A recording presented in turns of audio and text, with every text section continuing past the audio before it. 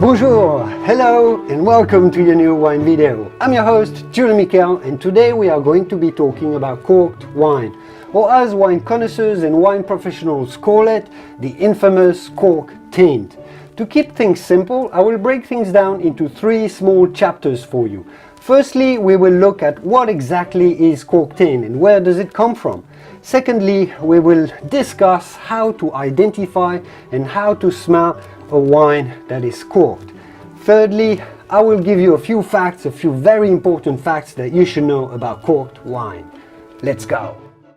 My fellow wine-loving friends, Julien here. Before we get started with the video, there is something that you have to know about. This video was made possible by the Bonner Private Wine Partnership, and the reason I work with them is not just because it's been called the most unique wine club in America, but because they truly love the wines that they choose for you. Founded by Will Bonner, the partnership is a small group of wine lovers who have come together to import excellent small batch wines that might otherwise get completely overlooked by large importers. They get them.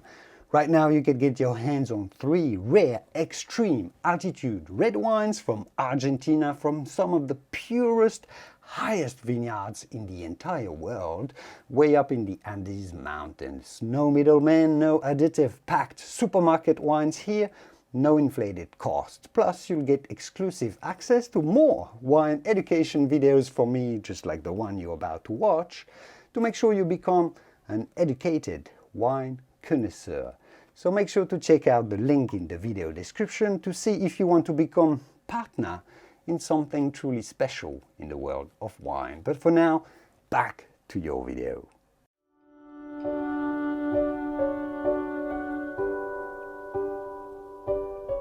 A corked wine is not a wine that would have little bits of cork floating around into the wine. Obviously, a corked wine is a wine that has been contaminated by the smell of cork taint. Cork taint itself comes from a molecule that is generated by some form of fungi that live on wood, on humid wood in particular. And obviously these fungi can also live on the natural corks that tap our bottles of wine. If these fungi and the corks get in contact with some form of chlorine or chlorides, they may develop the bad taste of cork taint. And chlorides are everywhere, and they are volatile molecules as well. You can smell chlorides when you go at the swimming pool, for example. Though they are volatile, they can float around in the air. They are used, for example, as bleaches or sanitation products in a winery. If any form of chlorine gets in touch with the cork, with the fungi on it, and any stage of its fabrication, the cork may develop the bad taste of cork taint, and that's why so many wines are affected by cork taint. The good news though is that cork taint does not affect our health. It is not dangerous for our health, it just smells horribly bad. And that's the topic of our chapter 2, what does cork taint smell like?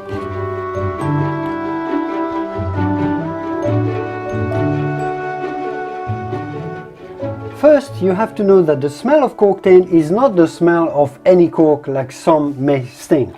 This is why I'll always advise that once you've uncorked your bottle of wine, once you get the tap out of your bottle of wine, I personally recommend that you smell the cork of your wine. A cork should smell either one of two things. It should smell of nothing or maybe a little bit woody. This one actually smells a little bit woody, like a slightly toasted wood. If your cork smells bad, this is going to be a strong indication that your wine may be affected. But in the end, you do have to smell your wine itself to make sure and to know really whether it's been affected by cork taint as well. So you want to pay attention and double attention if your cork smells bad at what your wine is going to smell at. This is going to be particularly important if you are at a restaurant and you have to decide whether to reject the bottle or to accept it. So you want to swirl your wine firmly to bring out all the aromas and give it a good sniff. What does cork taint smell like?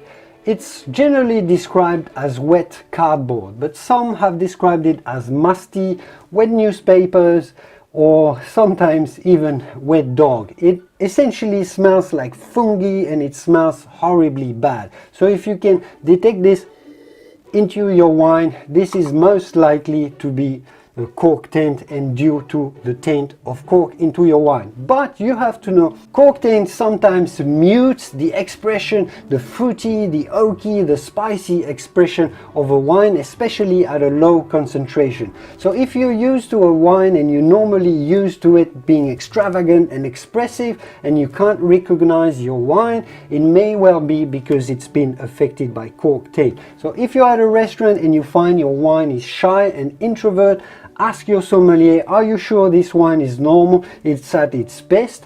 Otherwise, ask him to change your bottle. So cork taint can be either very obvious, cardboardy, and jump out of the glass with a very bad smell, but know that it can also affect a wine in a very sneaky, muted way. This is why I do recommend that you smell the cork of your wine straight after you untapped the bottle to make sure that the cork smells okay. If it doesn't, smell double attention when you're smelling your wine to make sure it's as expressive, as enjoyable to smell at as you'd expect it to be before you put it in your palate, because the cork taint not only smells bad but it also tastes bad, and you do not want to put on your palate the very bad smell and taste of cork taint.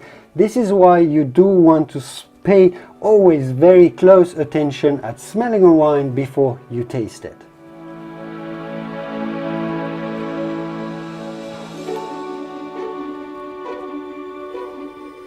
This wine is extremely fruity. There's a lot of blackberry and dark cocoa flavors to it. It's tiny bit oaky. It's also a little bit spicy and minty.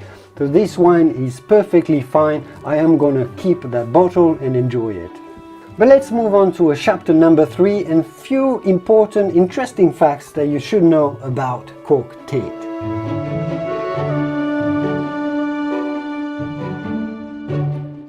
First, you have to know that it is estimated that between 1 and 7% of all wines may be affected by cork taint in one way or another. Corked manufacturers, though, are getting better and better at eliminating cork taint out of our wine.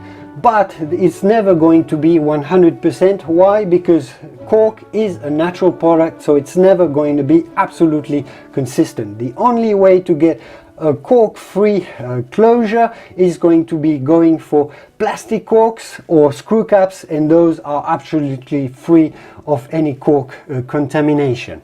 Secondly, you have to know that we're not at all exactly equal as smelling the cork taint. Some of us smell extremely well, some of us smell it a lot less. And this is why there is always sometimes an argument at a restaurant or at a wine shop whether a wine is corked or not.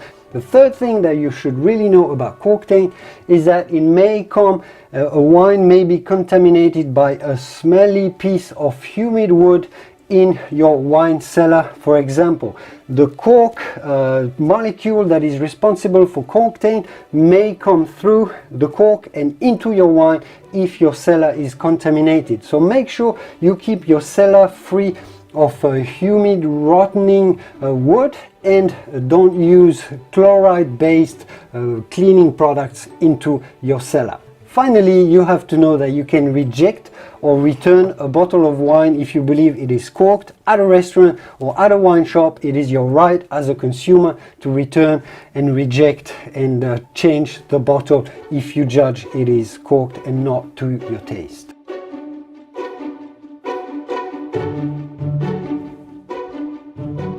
As a conclusion, too many of our wines are unfortunately affected by the bad smell that some corks have. This affects all styles and all colors, the white wines, the red wines, the rosés, the sparklings, the desserts, all types of wines. But I hope after this video you know a little bit more about what is a corked wine and how to identify it. I hope you enjoyed this video and I will see you soon in the next one. Cheers, au revoir.